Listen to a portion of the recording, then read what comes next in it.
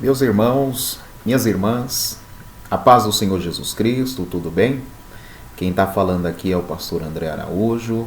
Estamos mais uma vez aqui, através dessa live, nos reunindo para poder compartilhar a palavra do Senhor.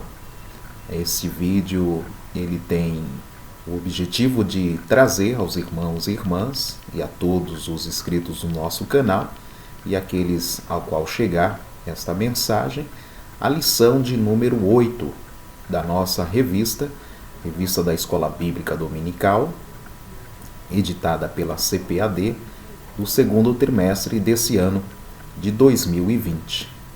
Meus irmãos, a lição de hoje é uma lição muito importante, pois ela vai tratar exatamente acerca do fundamento da igreja e também vai falar acerca do ministério e do objetivo da chamada dos apóstolos e dos profetas, tanto aqueles que estiveram dentro do contexto da igreja no Novo Testamento, como aqueles que também foram usados pelo nosso Deus no Antigo Testamento. Eu quero dizer a todos os irmãos e irmãs um muito obrigado, agradecendo. Nós já conseguimos atingir 100 inscritos no nosso canal e gostaria de reforçar o convite aos irmãos e irmãs que já são inscritos, que continue compartilhando essa mensagem, né? Acredito e tenho expectativa de que essa mensagem servirá de edificação a outras pessoas também, seja do nosso ministério, do Ministério do Butantã, ou de outras denominações, tá certo?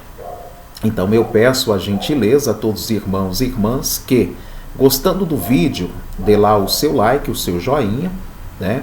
Também faça os comentários referente à lição, traga-nos a sua aferição, aquilo que você tem achado, o que você tem gostado. Se você tem alguma dúvida, pode trazer nos comentários, que depois eu responderei individualmente as questões que ali forem colocadas, tá bom?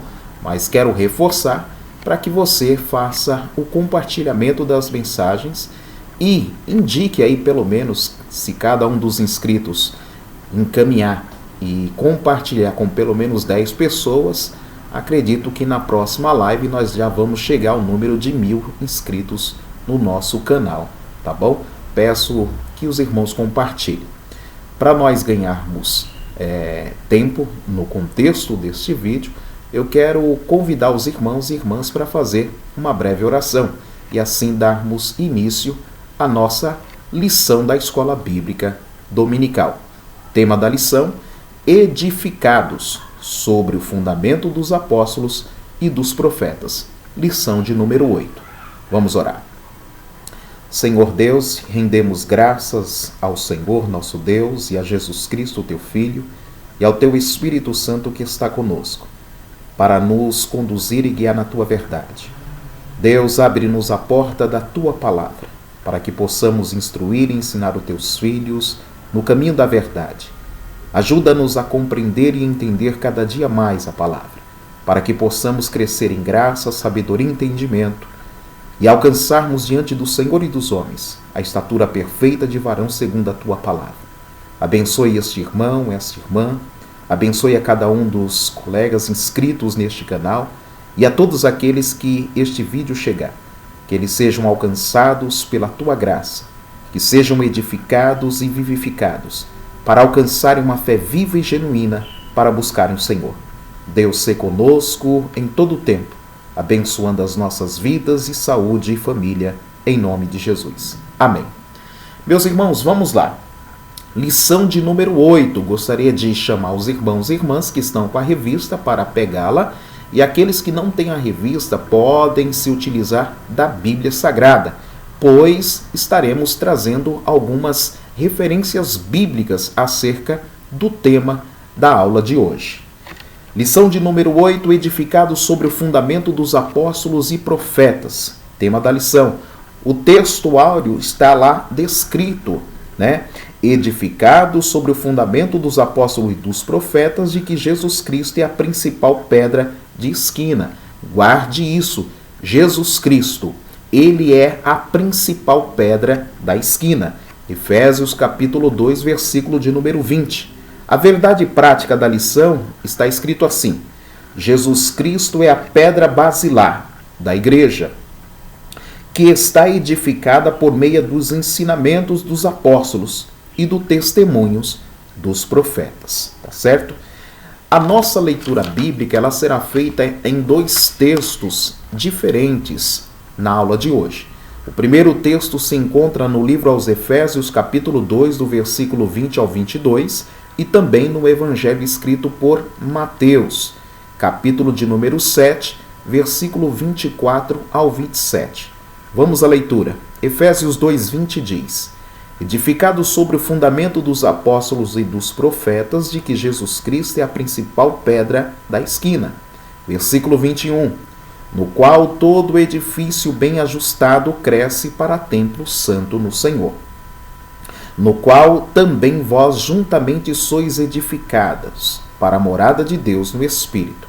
Agora Mateus capítulo 7, versículo 24 diz assim: todo aquele, pois, que escuta estas minhas palavras e as pratica, assemelhá-lo-ei ao homem prudente, que edificou a sua casa sobre a rocha. Versículo 25. E desceu a chuva, e correram os rios, e assopraram os ventos, e combateram aquela casa, e não caiu, porque estava edificada sobre a rocha. Versículo 26. E aquele que ouve estas minhas palavras, e não as cumpre, compará-lo-ei ao homem insensato, que edificou a sua casa sobre areia. Versículo 27, para concluir, diz: e desceu a chuva, e correram rios, e assopraram ventos, e combateram aquela casa, e caiu, e foi grande a sua queda. Como objetivo geral da lição de hoje, meus irmãos, nós temos o propósito de ensinar que Cristo é a base da igreja, e estamos alicerçados na doutrina dos apóstolos e no testemunho dos profetas. Os 3 objetivos específicos da lição de hoje são o seguinte: primeiro, explicitar que no Antigo Testamento Deus habitou no tabernáculo e também no templo, mas que no Novo ele habita em nós por meio do Espírito Santo. Segundo objetivo específico é apresentar o fundamento da igreja como a doutrina dos apóstolos e testemunho dos profetas. E terceiro, refletir que somos templo do Espírito Santo e devemos viver em santidade. Esses são os nossos objetivos, tanto geral quanto específico para a lição de hoje. Meus irmãos e irmãs, vamos à introdução da lição. Por meio da reconciliação, lembra a última lição que nós tivemos? Foi sobre a reconciliação do homem com Deus. Por meio da reconciliação efetivada na cruz, Cristo formou a igreja. A igreja o que é? É o corpo de Cristo. Corpo de Cristo este formado por membros. E esses membros são as pessoas que ouvem o Evangelho e dão crédito ao Evangelho. O apóstolo Paulo compara como um edifício em construção. Quem ele está comparando? Ele compara a igreja, o corpo de Cristo, formada pelos seus membros, todo aquele que ouve e crer no Evangelho. Essas pessoas são comparadas por Paulo, Efésios 2:21, como um templo ou um edifício em construção. A pedra angular dessa edificação é Cristo, e o fundamento dela é a doutrina dos apóstolos e o testemunho dos profetas. Assim há o propósito divino de que sejamos templo santo do Senhor, a morada do Altíssimo. Nesta lição estudaremos cada um desses aspectos. Meus irmãos, vamos fazer uma reflexão inicial acerca da lição, tá? Então vamos perceber que, como diz o tema da lição, edificado sobre o fundamento dos apóstolos e profetas. Eu quero trazer na parte inicial uma analogia. olhando nós para o Antigo Testamento, aonde é que Deus habitava, né? Quando nós observamos o Jardim do Éden, Deus não habitava em local algum. Deus comparecia ao jardim ao virar do dia. Todos os dias, Deus estava ali falando com o homem. O tempo passou, o pecado entrou no mundo e não havia especificamente a manifestação de Deus. Deus resolveu então falar através dos profetas no Antigo Testamento. A partir daí, Deus chamou um homem, Abraão, e a esse homem fez uma promessa de fazer dele uma nação.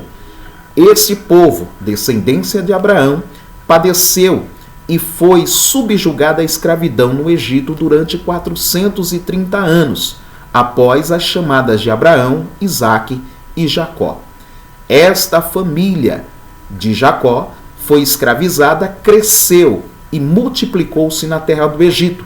Deus chamou um homem chamado Moisés, da tribo de Levi, para ser o libertador de Israel.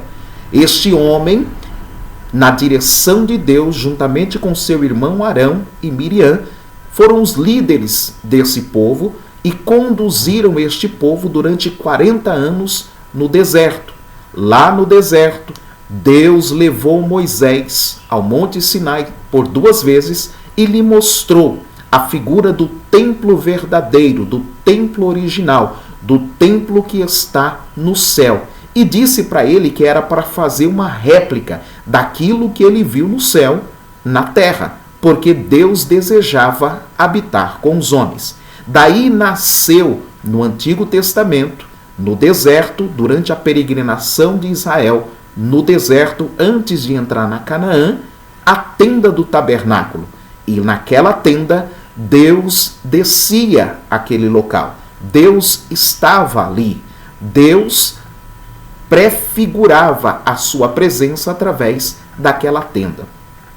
Passados 40 anos, o povo entra na terra prometida, depois vem o período dos reis, e Davi, um certo dia, teve o desejo, ao olhar o palácio e aonde habitava, e verificar a tenda que estava em Canaã já, ele disse assim: não é justo eu, servo de Deus, homem, morar num palácio e Deus morar em uma tenda. Dali nasceu o desejo dele edificar um templo. E a Bíblia diz que, a princípio, ele, no seu coração, chama o profeta e o profeta acolhe o pedido de Davi, dizendo: porém, ó rei, faça tudo o que está no seu coração.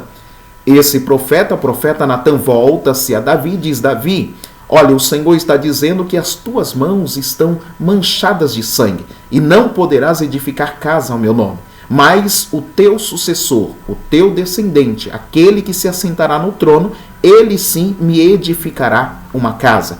E este filho de Davi foi Salomão. Salomão significa Deus de paz, ou seja, local de paz.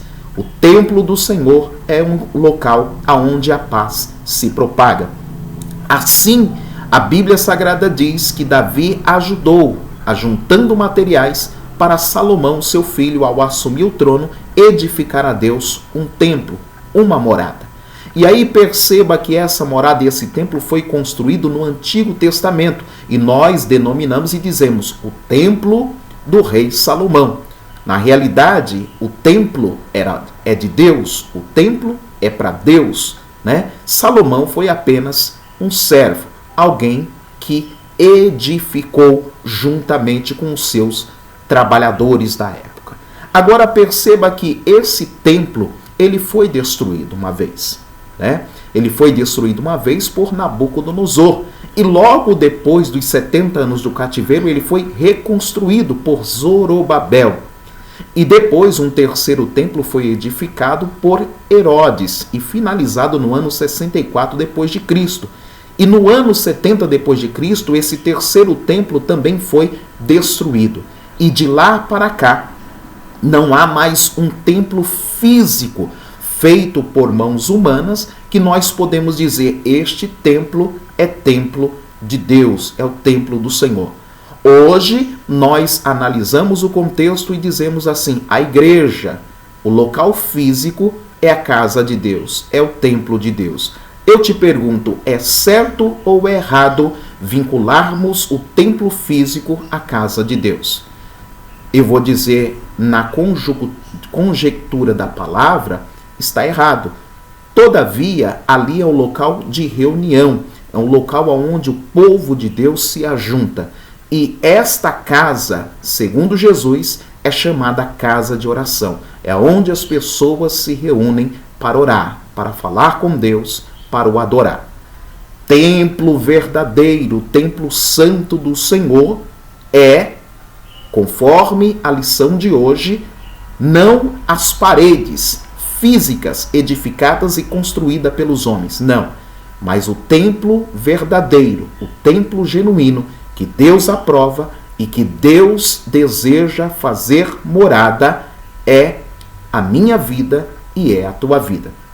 E aí eu quero te convidar para você ler comigo alguns textos da palavra de Deus que vai reforçar exatamente essa introdução da lição. O primeiro texto está lá no livro de 1 Reis. Vamos abrir lá? 1 Reis, capítulo de número 8, versículo de número 27. Foi o próprio Salomão quem disse isso. Olha o que diz. Versículo 26. Agora também, ó Deus de Israel, cumpra-se a tua palavra que disseste a teu servo Davi, o meu pai. Mas, na verdade, habitaria Deus na terra? Uma pergunta. Eis que os céus e até o céu dos céus te não poderiam conter, quanto menos esta casa que eu tenho edificado. Então Salomão, ao finalizar a edificação do templo, ele reconheceu que por mais belo, por mais formoso que fosse o templo edificado por ele naquele tempo, esse templo não poderia conter um Deus santo, um Deus criador, aquele que preenche e está em todos os locais. Ele mesmo reconheceu tal fato. Então, perceba, e aí nós vamos para um outro texto da palavra de Deus, que está no livro de Atos dos Apóstolos, né? Que é uma mensagem lá de Estevão, capítulo 7, versículo 48. Vamos ver lá o que diz o texto, capítulo 7, versículo 48. Deus habita ou não habita em templo feito por mãos humanas? Salomão reconheceu que aquele templo que ele construiu não era capaz de conter a presença de Deus.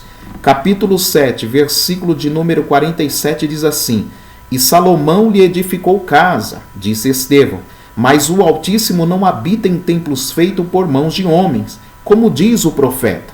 Aonde então Deus habita? Olha o que diz o 49. O céu é o meu trono, e a terra o estrado dos meus pés. Que casa me edificareis, diz o Senhor? Ou qual é o local do meu repouso? Uma pergunta. Versículo 50. Porventura não fez a minha mão todas essas coisas? Então percebam, meus irmãos, que dentro do contexto da criação, aquilo que os homens fazem e edificam em nome de Deus não é capaz de conter a presença do Senhor. E o texto deixa bem claro que Deus não habita em templo feito por mãos humanas. Isso significa que Deus não está dentro da congregação, do templo físico, seja da Assembleia de Deus, da Deus e Amor, da Igreja Católica. Deus não está dentro dos templos budistas, dos templos islâmicos. Deus não habita em templo feito por mãos humanas. Em nenhum desses templos Deus está. Né? Tem até um corinho que diz assim: quando eu cheguei aqui, meu Senhor já estava. Não estava. Deus não habita em templo feito por mãos humanas. Guarde isso. Né? Aonde é que Deus habita? Versículo 49. O céu é o meu trono, a terra é o estrado dos meus pés. Que casa então me edificareis, diz o Senhor? Qual é o local do meu repouso? Deus habita no céu, local de morada de Deus. Mas e na terra, onde é que Deus pode habitar? Aí não é onde Deus habita, é onde ele pode habitar. Para reforçar esse texto de Atos capítulo 7, versículo 47 ao 50, Eu quero ler com os irmãos e irmãs Atos dos Apóstolos, capítulo 17, versículo 24. Vamos ver o que está escrito lá. Paulo pregando no Areópago, né? Lá em Atenas. Olha o que ele disse: o Deus que fez o mundo e tudo o que nele há, sendo o Senhor do céu e da terra, não habita em templos feitos por mãos de homens, nem tampouco é servido por mãos de homens, como que necessitando de alguma coisa, pois ele mesmo é quem dá a todos a vida, a respiração e todas as coisas. E de um só fez toda a geração dos homens para habitar sobre a face da terra, determinando os tempos já dantes ordenados e os limites da sua habitação, para que buscassem ao Senhor, se porventura tateando pudessem achar, ainda que não está longe de cada um de nós. Por quê? Porque nele vivemos, nos movemos e existimos, como também alguns dos varões poetas disseram, pois também sois sua geração. Então, de uma forma literal, examinando esses textos, nós podemos afirmar com toda a convicção: Deus não habita em templo edificado pela mão do homem. Agora, irmão André, então aonde é que Deus habita? É exatamente esse o objetivo da lição de hoje, tratar exatamente sobre o contexto, aonde Deus habita, aonde Deus está. E aí eu quero complementar a leitura para nós pegarmos a primeira pista que a Bíblia diz aonde Deus habita. Olha o que diz no livro de João, Evangelho de João, escrito pelo apóstolo João, capítulo 14, versículo de número 23. Vamos ver o que está escrito lá? É Jesus dizendo: Jesus é Deus, é o Filho de Deus, é o nosso Senhor e o nosso Salvador. Olha o que Jesus disse. Evangelho escrito por João, capítulo 14, versículo 23. Jesus respondeu e disse-lhe: se alguém me ama, guardará a minha palavra, e meu Pai o amará. E viremos para ele, e faremos nele morada. Olha o que Jesus afirmou. Aqui é uma afirmação. Jesus está dizendo com todas as palavras: se alguém me ama, guardará a minha palavra, e meu Pai o amará. E viremos para ele. Quem vai vir? Eu, no texto aqui eu vou fazer uma interpretação, Jesus dizendo: eu, Jesus, e o meu Pai, nós viremos para ele e faremos nele morada. Jesus está dizendo que tanto ele quanto o Pai virá fazer morada na vida daquele que o ama e daquele que guarda a sua palavra. Agora nasce uma pergunta: como é que Jesus, como é que o Pai virá a nós fazer morada em nós? Paulo explicou isso no livro de 1 Coríntios, capítulo 3. Vamos ver o que está escrito lá no livro de 1 aos Coríntios, capítulo de número 3, versículo de número 16. Olha o que diz a palavra do Senhor. Paulo respondendo essa nossa indagação: como é que Jesus e Deus virá fazer morada em nós? Olha o que diz o versículo de número 16, 1 aos Coríntios. Não sabeis vós que sois o templo de Deus e que o Espírito de Deus habita em vós? Se alguém destruir o templo de Deus, Deus o destruirá, porque o templo de Deus que sois vós é santo. Em outras palavras, meus irmãos, hoje Deus habita, conforme as Escrituras Sagradas, na vida do homem. É isso mesmo. Nós fomos feitos à imagem e semelhança de Deus. E através da obra de Cristo, da salvação proposta por Cristo, da sua graça, nós recebemos o Espírito Santo. E o Espírito de Deus habitando em nós, nos torna templo de Deus, habitação de Deus, morada de Deus. E o Espírito de Deus em nossa vida é como se o próprio Cristo e o próprio Deus habitassem em nós. Lembra da doutrina da Trindade? Não são 3 deuses, é um Deus, representados em 3 pessoas distintas. Quem? O Pai, o Filho e o Espírito Santo. As 3 pessoas hoje está representada por uma delas, o Espírito Santo habitando em nós. E faz com que cada um de nós que temos crido no Evangelho possamos nos tornar a habitação e o templo de Deus. É por isso que é importante entender que cada membro da igreja é importante. Um corpo é formado por membros e cada membro tem a sua função dentro do corpo.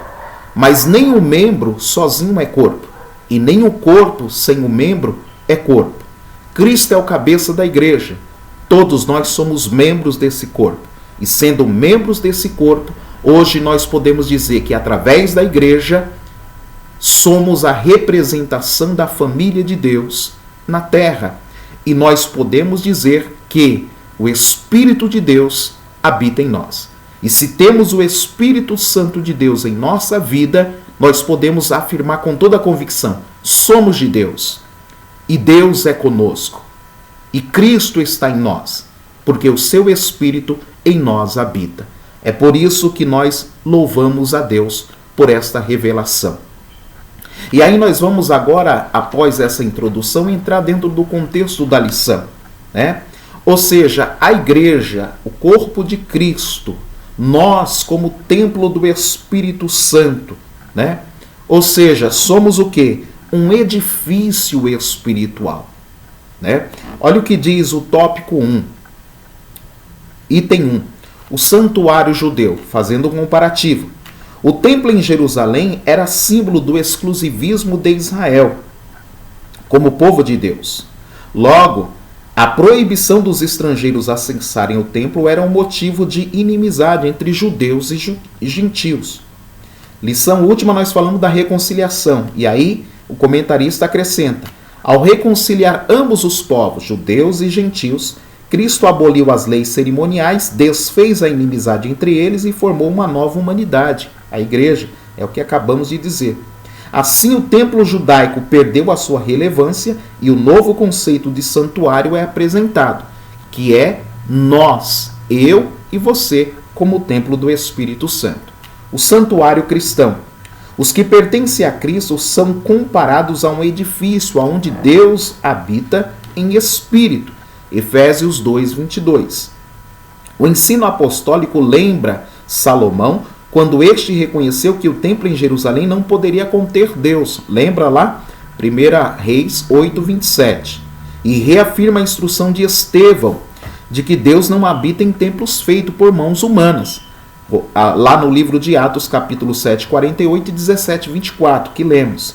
Desse modo, os crentes judeus ou gentios tornaram-se o templo onde o Espírito de Deus habita. 1 Coríntios 3,16. Em que eles são pedras vivas, um edifício espiritual. Então, perceba, meus irmãos, que nós hoje somos comparados a pedras vivas, um edifício espiritual, aonde nós estamos sendo o quê? Edificado. Imagine uma grande construção. Cada crente é um tijolinho. Dentro dessa grande edificação, a igreja, que representa o corpo de Cristo. A pedra angular. Na arquitetura antiga, a construção de um edifício requeria uma pedra angular. Ela é traduzida como a pedra mais importante, ou pedra principal. Ela era posta no canto do prédio para sustentar o alicerce, firmar e unir toda a estrutura e manter as paredes em linha certa. Para que se tenha uma ideia dessa dimensão, uma das escavações no local do templo em Jerusalém, foi encontrado um monolito com cerca de 12 metros de comprimento, né? O que é um monolito? Um monolito é uma pedra grande em proporção. Esse monolito encontrado aqui nas escavações pelos arqueólogos, ele, pelo contexto da lição, ele tinha 12 metros. Se ele tinha 12 metros, não significa que cada pedra tinha 12 metros. Essa era a pedra mais importante. É por isso que Cristo, ele é o centro da nossa fé cristã. Quem é a pessoa mais importante no meio cristão, no mundo cristão? Jesus, irmãos. Quem deve brilhar mais? Jesus. Da onde vem e nasce toda a fonte de sabedoria, de entendimento, de graça, de poder, de amor, de bondade? De Cristo. Quem é o nosso maior exemplo? Jesus. Quem é o nosso mestre? Cristo. Ele é a pedra angular, ou seja, ele é a pedra mestra, é a pedra principal. Quando Jesus morreu, quando Jesus ressuscitou, ele foi colocado como uma pedra de esquina, como uma pedra base, ou seja, aonde a igreja, lembra da ilustração dos tijolinhos? Os tijolinhos podemos ser colocados ao lado dele, tá certo? Para que nós possamos, nesse contexto de construção, sermos edificados, ou seja, para que esse corpo ganhe forma, para que essa construção ganhe forma e possa ser completada.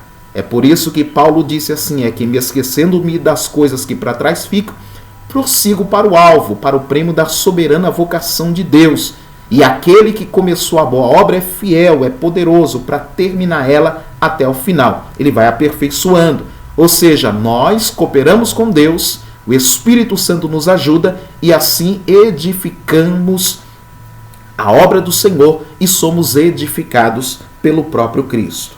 Cristo é a principal pedra nessa conjuntura dessa construção, a igreja.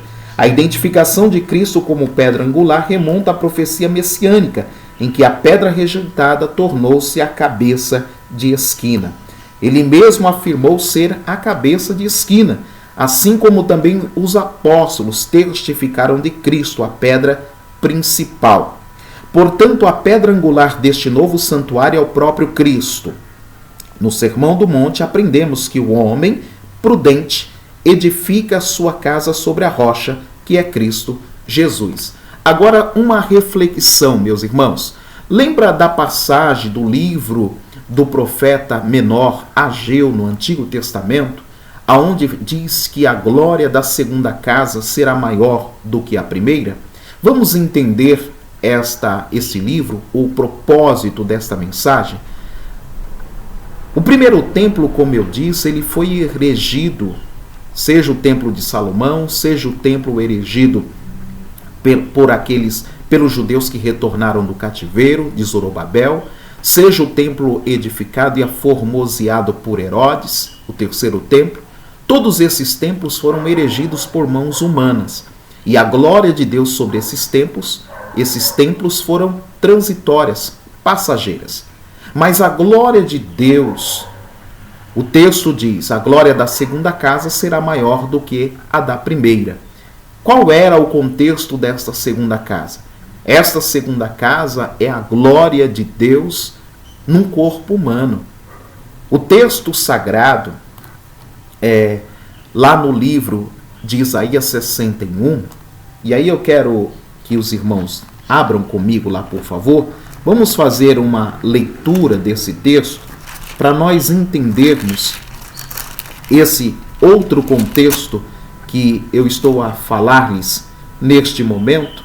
E aí eu quero ler capítulo 60, o versículo 1 do livro do profeta Isaías, depois o 61.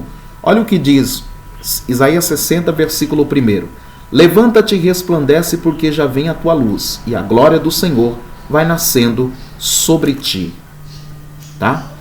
E no capítulo 61 diz, o Espírito do Senhor Jeová está sobre mim, porque ele me ungiu para pregar boas novas, mansos, enviou-me a restaurar os contritos de coração, a proclamar liberdade aos cativos e abertura de prisão aos presos, a pregoar o ano aceitável do Senhor e o dia da vingança do nosso Deus, e a consolar os tristes de Sião.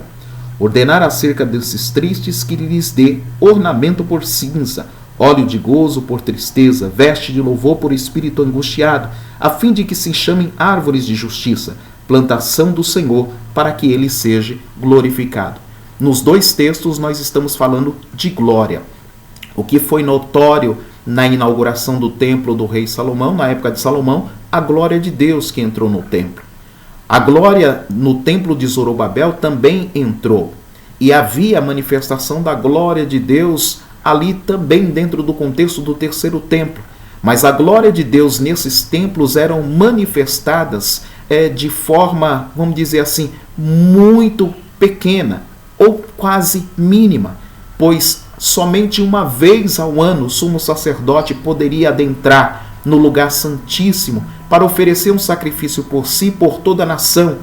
E quando a glória de Deus descesse naquele templo uma vez ao ano, era sinal de perdão e remissão dos pecados para a nação, para eles prosseguirem a sua jornada e caminhada em direção a se apresentar diante de Deus. Mas todo esse cenário transitório, passageiro, mudou. E essa glória que foi passageira no primeiro templo, que foi esse templo ou os templos erigidos por mãos humanas, agora deixou de existir. E aí nós temos o contexto da glória de Deus revelada na vida e no corpo do próprio Jesus, o Cristo, o Filho de Deus. Ele é a manifestação visível da glória de Deus. Ou seja, a glória de Deus estava ali. Lembra dos 3 reis que vieram do Oriente e viram a sua estrela e trouxeram-lhe presente, ou seja, reconhecendo a glória que havia na vida daquela criança? Exatamente. Jesus, ele era cheio do Espírito Santo desde a sua concepção. E aí perceba que ele foi gerado pelo Espírito Santo. E aí, a partir do momento em que Jesus cresceu, em que ele foi crucificado e que ele ressuscitou, nós vemos que ele deu aos seus discípulos e fizeram dele os seus apóstolos a graça, a virtude, derramando sobre eles o Espírito Santo. Imagine, meus irmãos e irmãs, que enquanto Jesus esteve com os homens antes de ir à cruz no Calvário e ser crucificado, o Espírito Santo não foi derramado. Somente quando Jesus ressuscitou é que ele soprou o Espírito Santo sobre os apóstolos, os discípulos, que depois se tornaram os apóstolos. E a Bíblia Sagrada diz que após a sua ascensão, ele disse para os apóstolos irem para Jerusalém para ser revestidos de poder, aonde eles seriam revestidos no poder do Espírito Santo. Não só apenas seriam batizados com o Espírito Santo, mas eles seriam revestidos com poder no Espírito Santo, para serem exatamente os instrumentos de Deus, as testemunhas do Senhor no Novo Testamento. Ou seja, a glória de Deus hoje não se limita a um templo físico, que é estático, que é um imóvel. Não, a glória de Deus hoje ela pode preencher e encher toda a terra. Quando que isso acontece? Quando o Evangelho ele é proclamado, ele é pregado a toda criatura, a todos os povos, a todas as nações. Podemos perceber a glória de Deus na vida do homem, na vida da mulher. Lembra que dos 2 povos, agora ele faz um único povo, e que judeus e gentios se tornam um novo homem. E lembram o que diz o texto lá do livro de Efésios, capítulo 1, que nós já aprendemos em lições anteriores. E aí eu quero frisar esse versículo com os irmãos e irmãs. Livro aos Efésios, capítulo 1, versículo de número 13. Vamos ver o que diz o texto da palavra do Senhor, que eu quero reforçar essa argumentação que estou lhes trazendo neste momento, para mostrar que a glória de Deus hoje é revelada, e é revelada sobre a nossa vida, a vida daqueles que estão dando crédito ao Evangelho, estão dando crédito à palavra do Senhor. Você, meu irmão e minha irmã, é portador da glória de Deus. Olha o que diz o versículo de número 13. em quem também vós estáis, depois que ouvistes a palavra da verdade, o evangelho da vossa salvação, e tendo também nele crido, fostes selados com o Espírito Santo da promessa, o qual é o penhor da nossa herança para a redenção da possessão de Deus, para louvor da sua glória. Mais uma vez a questão aqui e a manifestação da palavra glória. Nós somos portadores da glória de Deus. A palavra glória representa a justiça de Deus. Desde o início, Deus desejou habitar no homem e manter intimidade e comunhão com o homem. Assim era no Éden. Mas isso se perdeu por causa do pecado. Mas agora o problema do pecado sendo resolvido porque Cristo se fez pecado por nós, nós podemos ter novamente esse acesso, essa intimidade, essa comunhão. E quem é que faz essa ponte e faz essa ligação entre um homem e Deus? É o Espírito Santo. O Espírito de Deus que habita em nós. É Ele quem faz essa ponte e nos coloca na presença de Deus. E somos hoje portadores da glória de Deus. É por isso que há a exortação e a advertência, como Paulo trouxe no livro de 1 aos Coríntios capítulo 3, versículo de número 17, 16 e 17, e aí no 17, ele foi enfático ao dizer que quem destruir o templo do Senhor, por ele será destruído. Então nós precisamos preservar o nosso corpo, pois o nosso corpo é templo do Espírito Santo. Em todo o nosso espírito, alma e corpo deve ser santificado. Somos o templo santo do Senhor, morada de Deus. Agora, qual é o fundamento dos apóstolos e dos profetas? Que somos edificados. A palavra e o termo apóstolos é usado ou traduzido em português com o significado de quê? De uma pessoa enviada ou de um mensageiro. O apóstolo é alguém enviado. O apóstolo é um mensageiro. Lembra de Pedro, Tiago e João? Eram apóstolos do Senhor.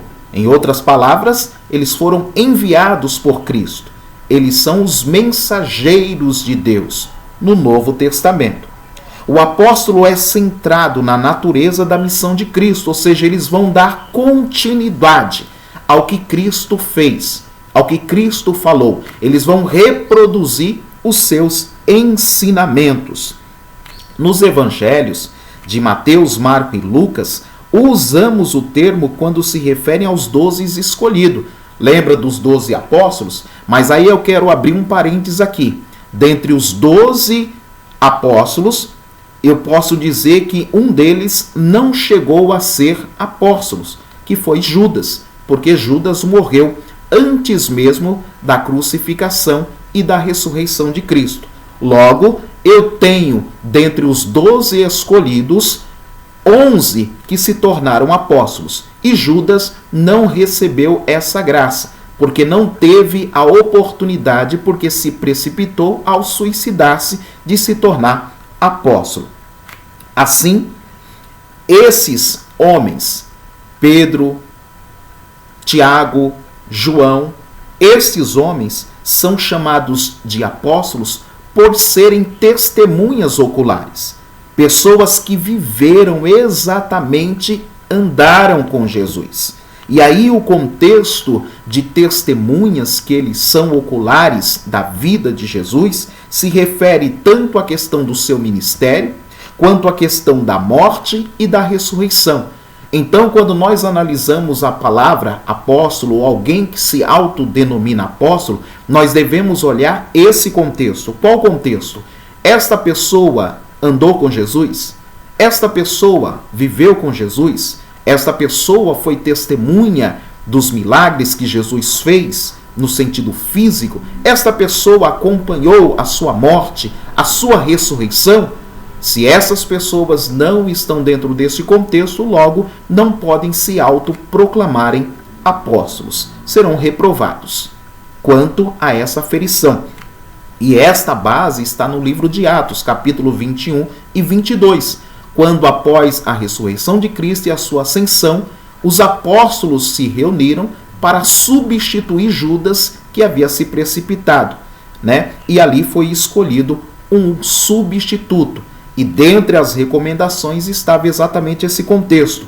Era alguém que deveria ter acompanhado o ministério de Jesus, acompanhado a sua morte e a sua ressurreição, ou seja, uma testemunha ocular de todos esses fatos, tá bom?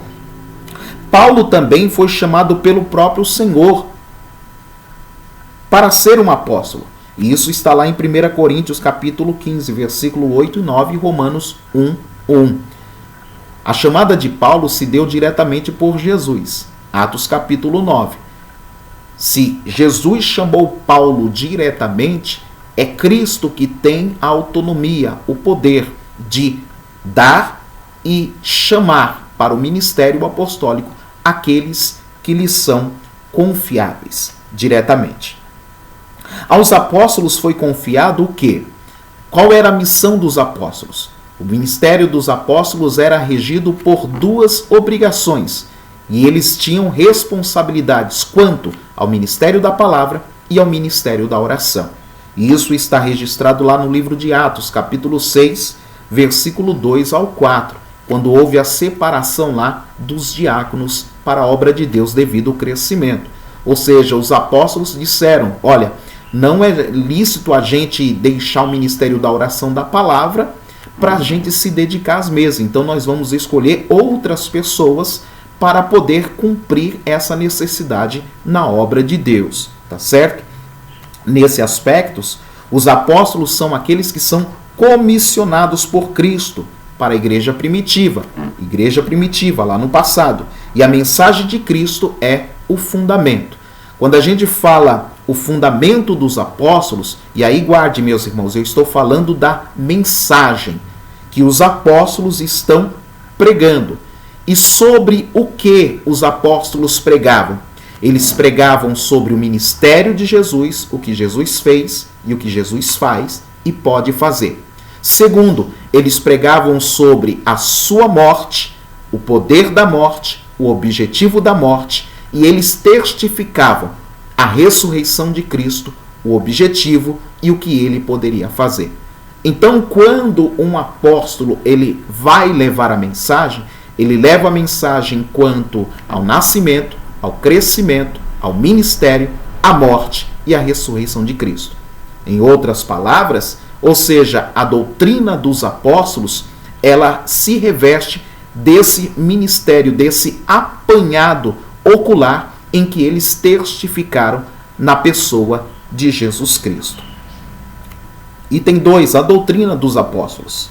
Embora não se possa desassociar das pessoas o ofício que ocupavam, o que constitui o fundamento da igreja não são os apóstolos em si, mas a doutrina que eles ensinavam, ou seja, as escrituras sagradas. E aí eu quero ler 1 Coríntios capítulo 3, versículo 11, tá? Olha o que diz: portanto, ninguém pode pôr outro fundamento além do que já está posto, o qual é Jesus Cristo. Nenhuma igreja que se autodenomine cristã pode substituir esse fundamento. Qual fundamento, irmão André? Jesus Cristo. Jesus Cristo é o fundamento principal, é a pedra principal, deve ser o ensinamento principal dessas igrejas, desses templos, desses ministérios. Se uma igreja se autodenomina cristã, ela precisa ensinar o evangelho na sua plenitude. Ela precisa reproduzir e instruir os seus membros em todo o corpo doutrinário que rege a doutrina do pecado, a doutrina da regeneração, a doutrina da santificação, a doutrina da glorificação. Né? Nós estamos falando nesse contexto do objetivo da morte de Cristo. Aí eu vou falar também da doutrina da ressurreição, porque ele morreu e ressuscitou. E se ele ressuscitou, nós também vamos ressuscitar. Então, o corpo doutrinário da igreja rege-se pela obra que Cristo realizou. Tá certo? Não pode ser considerado aqui fábulas, histórias, doutrinas de homens ou doutrinas de demônios que são extremamente nocivas à obra do Senhor. E Paulo ele foi mais enfático quando escreveu aos Gálatas, dizendo: se alguém ou até mesmo ele trouxer outro evangelho, seja considerado amaldiçoado. Porque o evangelho aqui, ele é, na sua essência, nascimento, crescimento, ministério, morte e ressurreição de Cristo.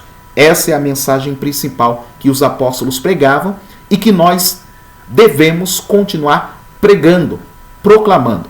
Porque os homens são salvos não pela sabedoria humana, mas pelo poder de Deus. E o poder de Deus é o Evangelho.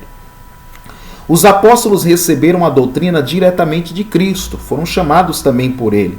Assim como não se pode mexer na pedra angular depois de colocado o alicerce, igualmente o fundamento da igreja não pode ser violado.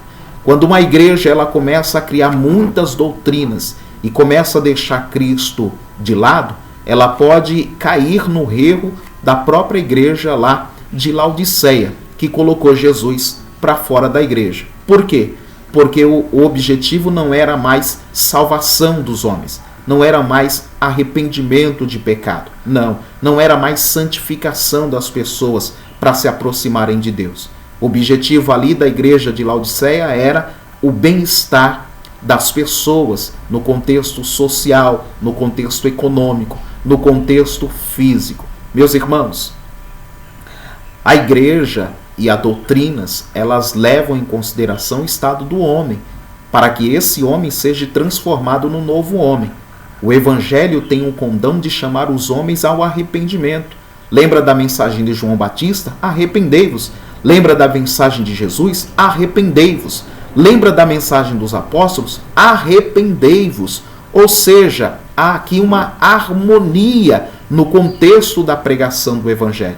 Nenhum homem pode se tornar uma pedra viva, ligada ao corpo de Cristo, à igreja, e ser edificada por Cristo no seu corpo, se ele não passar pelo processo do arrependimento, da conversão.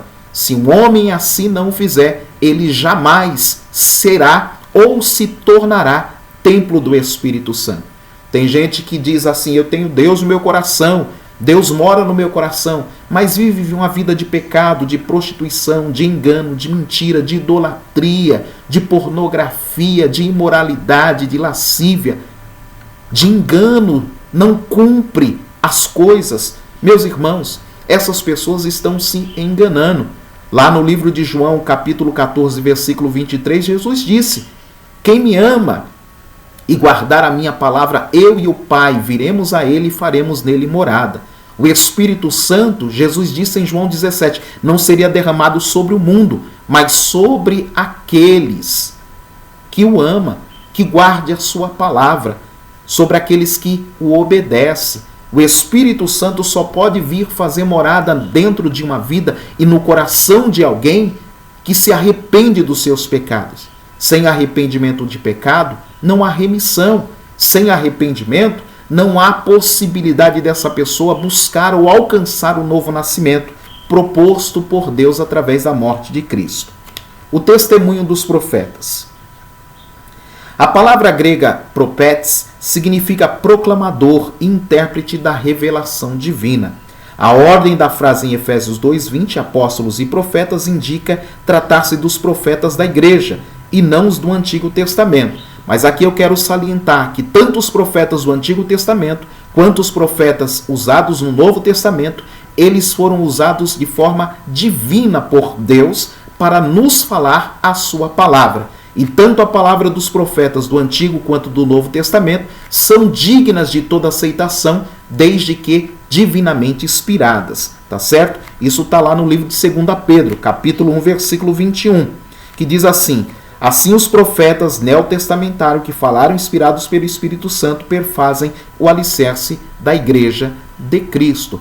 É só nós lembrarmos que na época em que os apóstolos viveram, né? Ou seja, o cânon do Novo Testamento, que é os 27 livros do Novo Testamento, ainda não estavam juntados como um conjunto de livro que foi complementado com os 39 do Antigo Testamento para formar a Bíblia Sagrada, tá certo? Nós tínhamos lá o Antigo Testamento, que é a Bíblia judaica. E o Novo Testamento é a Bíblia dos cristãos, da igreja. Mas nós não ignoramos o Antigo Testamento, porque também é um livro inspirado por Deus, tá certo? Então nós ressaltamos aqui que tanto os profetas do Antigo Testamento quanto do Novo Testamento que testificaram acerca da pessoa de Cristo, um exemplo deles é Isaías, nós podemos dizer que nós podemos dar crédito e colocar a nossa confiança exatamente nesses textos como revelação de Deus para nossa edificação espiritual. Item de número 3, tópico 3, vamos indo para o final da lição. Edificados para a morada de Deus. E aí perceba agora, meus irmãos, que nós, como pedras vivas do Senhor, templos e morada do Espírito Santo, estamos sendo edificados. E edificado dentro de um corpo. Então a gente precisa ter ajuste. Quando eu vou colocar a edificação de uma pedra, e aí um irmão, uma irmã que conhece um pouco de construção civil, perceba que quando você vai edificar uma parede, a primeira coisa que você tem que colocar é o prumo, é o nível, e depois você vai escolher os tijolos que você vai assentar, e tem que assentar um ao lado do outro. Se você identificar que um tijolo está com defeito, está quebrado, ou que nem não está com a forma correta para ser alinhado, você não vai colocar ele ali. Portanto, isso é o que acontece também no corpo de Cristo. Jesus não coloca todo mundo dentro do seu corpo. Não. As pessoas, para serem ligadas ao corpo de Cristo, primeiro, olha o que diz lá no livro de Marcos, capítulo 16, versículo 15 a seguir.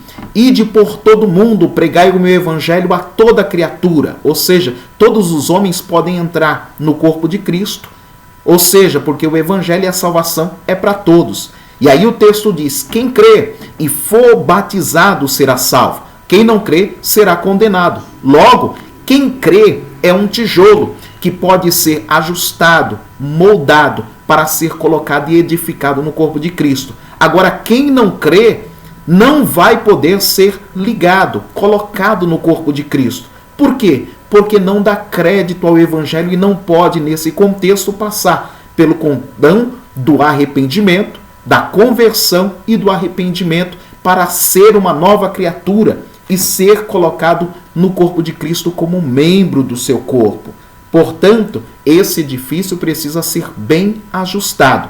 E quem faz essa obra é o Espírito Santo e também a palavra de Deus. É por isso que Jesus disse para Nicodemos, Nicodemos, se você não nascer de novo, não pode entrar no reino de Deus. E quem é que nasce de novo? Aquele que nasce da água e do Espírito. A água aqui é um símbolo da palavra, porque a palavra tem o poder de purificar e trazer arrependimento ao coração do homem, quanto ao conhecimento do pecado, daquilo que desagrada a Deus. Portanto, a expressão todo edifício bem ajustado indica que há o quê? Um processo contínuo de desenvolvimento dos crentes. Meus irmãos, todos nós usamos esse jargão, novo convertido, velho convertido. Não, todos nós, como crentes, nascidos de novo, estamos num processo de crescimento, de edificação e de maturidade. E não devemos interromper isso, porque é possível uma pessoa nascer de novo, ter o seu nome escrito no livro da vida e depois, se entregar para o pecado e se afastar de Deus, ter o seu nome tirado do livro da vida. E se assim for, o Espírito Santo sairá dessa vida e ela deixará de ser templo de Deus e morada de Deus. E aí a situação dela será muito pior, como disse Jesus nos evangelhos. Somos o templo santo no Senhor. A palavra aqui usada para templo é o vocábulo naon, que designa o recinto interior, ou seja, o lugar santíssimo, ou seja, o lugar de encontro do sumo sacerdote com Deus. Todavia, a analogia paulina não se refere a uma estrutura material, mas sim ao crente que se tornou templo santo. Meus irmãos, a nossa vida hoje deve ser regada por escolhas, por atos, por práticas, que nos levem a viver uma vida de santificação e honra ao Senhor. Os nossos pensamentos e as nossas obras têm que condizer com aquilo que Cristo aprova, com aquilo com que a palavra aprova, tá certo? Se assim o fizermos, nós estamos agradando ao Senhor e o Espírito de Deus permanecerá habitando em nós. Paulo ele vai dizer no livro aos Efésios que o Espírito Santo é ciúme, é ciumento. A Bíblia diz para não entristecer o Espírito Santo. A Bíblia diz, e Paulo diz em Efésios, para nos enchermos do Espírito Santo. Essas orientações é para nós que somos crentes, templo do Espírito Santo. Separado do pecado, quem pertence a Cristo deve passar a viver em santidade, porque esta é a vontade de Deus. 1 Tessalonicenses 4:7. Como resultado, ao desfrutar da comunhão divina, o crente recebe o livre acesso à presença do Pai, tornando-se assim morada de Deus no Espírito. Efésios 2, versículo 22 e Hebreus 4, do 14 ao 16. Meus irmãos, uma orientação. O seu momento de oração e o meu momento de oração é algo muito particular. Muito particular. E nós devemos aproveitar muito bem o nosso devocional com Deus, o nosso momento de estar ali com o Senhor a sós, né? O momento em que nós estamos na igreja, nem sempre o que a gente vai orar de forma alta, dentro de um contexto de clamor ou de intercessão, porque às vezes não dá para falar publicamente o que gostaríamos de falar. Mas a Bíblia Sagrada e nós, como templo do Espírito Santo, ela nos mostra o caminho da intimidade e da comunhão, aonde nós podemos nos abrir com Deus. E esse lugar é o seu quarto. Em outras palavras, é um local isolado, seu, aonde você ali e Deus estarão a sós e você vai poder falar com Ele claramente tudo o que você pensa, tudo o que você sente, tudo o que você queira externar, não importa a palavra ou as palavras que você vai usar. O que importa é que essas palavras elas sejam regadas de sentimento, que saiam direto do seu coração, porque é exatamente aí o local de encontro entre o homem e Deus. Ou seja, o nosso todo, sentimento, pensamento e vontade. Quando assim se faz, nós podemos ali ter um encontro com Deus, como Jacó teve no Vale de Jaboque, que tem uma mudança plena, real, concreta entre nós e Deus. As orações, elas, o meio da oração, ele é um meio, vou dizer para você assim, infalível, que nós podemos nos utilizar para obtermos uma resposta de Deus, tá certo? Jesus disse no livro dos Evangelhos, em João, se eu estiver em você e você estiver em mim, as minhas palavras estiverem em vós, pedireis o que quiserdes e vos será feito. Esse é o contexto da comunhão, da unidade, da intimidade. Isso, o contexto dessa mensagem está lá, da videira verdadeira, aonde Cristo é a videira e nós somos os ramos ligados nessa videira, onde o Pai nos poda para que a gente continue produzindo fruto. Irmão, intimidade, comunhão com Deus. Você pode falar com Deus, Deus te ouve. Deus pode falar com você, na sua casa, no seu quarto, aonde você estiver só com Ele. Deus pode falar com você. Por que que isso acontece? Porque temos, primeiro, a palavra de Deus e, segundo, temos o Espírito de Deus morando em nós, habitando em nós. Quando não sabemos orar como convém, o Espírito nos ajuda. Por isso o texto diz, somos templo santo no Senhor. E no item 3, o tópico 3, diz morada do Altíssimo. Intimidade, comunhão. Deus deseja com que esta verdade seja factível a todos nós e possamos usufruir dessa comunhão.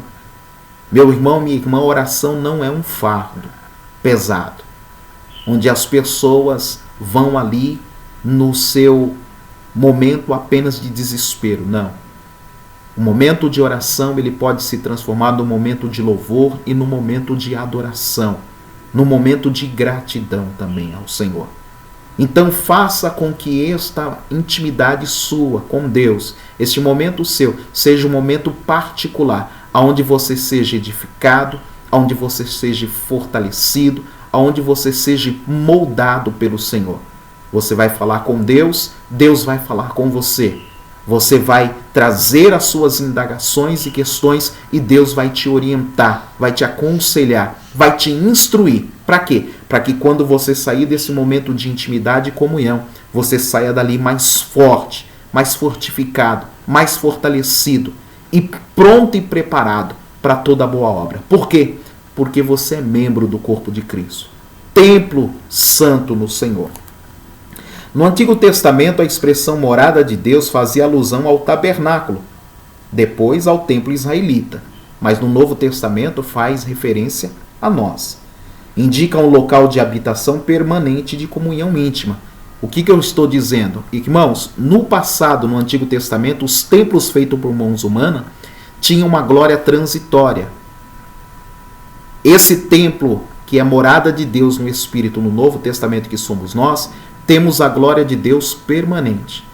Então, quer você esteja em casa, quer você vá ao templo, quer você vá ao mercado, quer você vá à faculdade, ao trabalho, não importa o local, aonde você for, o Espírito de Deus vai com você. A glória de Deus está sobre você. O Senhor está contigo.